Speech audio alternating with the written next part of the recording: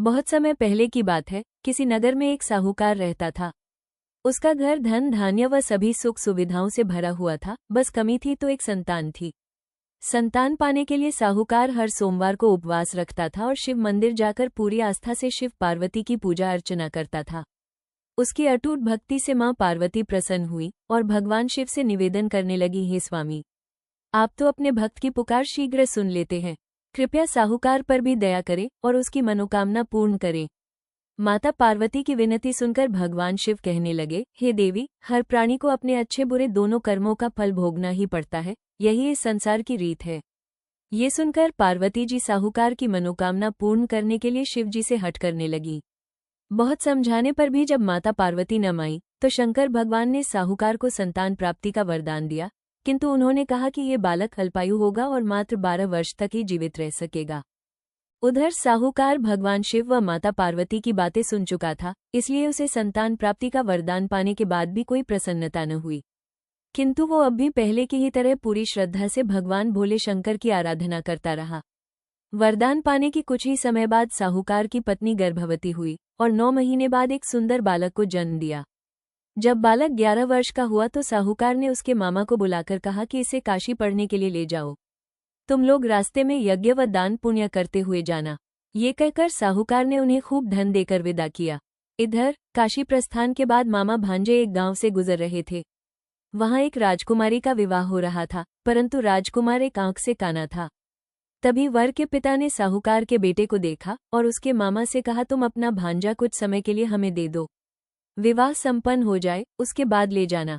राजकुमार के पिता ने दोनों को खूब धन दिया और इस प्रकार साहूकार के बेटे के साथ राजकुमारी का विवाह संपन्न हो गया। साहूकार का पुत्र बड़े ही ईमानदार स्वभाव का था, इसलिए उसे जैसे ही अवसर मिला उसने राजकुमारी की चुन्नी पर लिखा कि तुम्हारा विवाह तो मेरे साथ हुआ है, किंतु जिस राजकुमार के साथ तुम्हें भेजा जाएगा वो एक आंख से काना है। जब राजकुमारी ने साहूकार की लिखी पढ़ी तो बोली, स्वामी, मैंने अग्नि को साक्षी मानकर आपके साथ फेरे लिए हैं, अब मैं आपके अलावा किसी और को अपना पति स्वीकार नहीं करूंगी।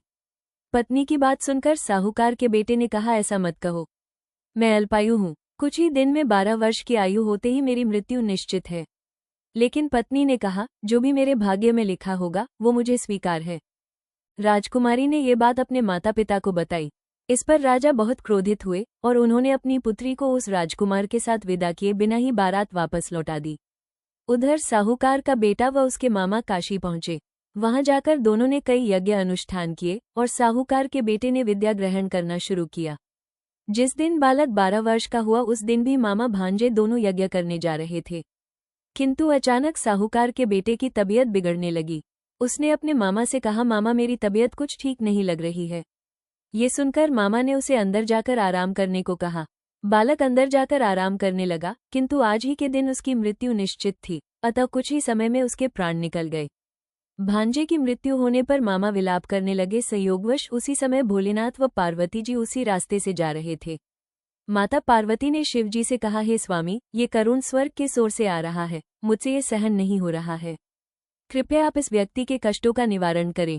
माता पार्वती की विनती सुनकर जब भगवान शिव मृत बालक के पास पहुंचे तो देखा कि ये तो उसी साहूकार का पुत्र है जिसका जन्म मेरे वरदान स्वरूप हुआ था और अब इसका जीवन पूरा हो चुका है।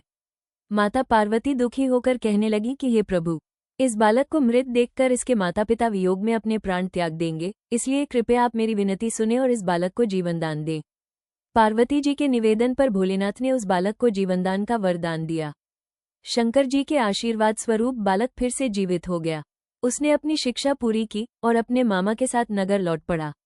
दोनों चलते चलते उस नगर में पहुंचे जहां राजकुमारी के साथ बालक का विवाह हुआ था। वहां पहुंचकर उन्होंने एक यज्ञ का आयोजन किया जिसमें उस नगर के राजा यानी राजकुमारी के पिता भी शामिल हुए। उन्होंने साहूकार के बेटे को देखते ही पहचान लिया और महल में ले जाकर उसका खूब आदर सत्कार किया। इसके बाद राजा ने अपनी पुत्री को बालक के साथ विदा कर दिया। इधर साहूकार पति पत्नी कई दिनों से भूखे प्यासे रहकर बेटे के वापस आने की राह देख रहे थे। उन्होंने निश्चय किया था कि यदि उनके बेटे की मृत्यु हो जाएगी तो वो भी प्राण त्याग देंगे। लेकिन उसी रात भगवान भोलेनाथ साहूकार के सपने में आए और कहा, हे साहूकार, मैंने तेरे सोमवार के व्रत करने और व्रत कथा सुनने से प्रसन्न होकर तेरे पुत्र को पुनः जीवनदान दे दिया है। बेटे के जीवित होने का समाचार पाकर दंपत्ति बहुत खुश हुए और भगवान शिव पार्वती को बारंबार प्रणाम किया।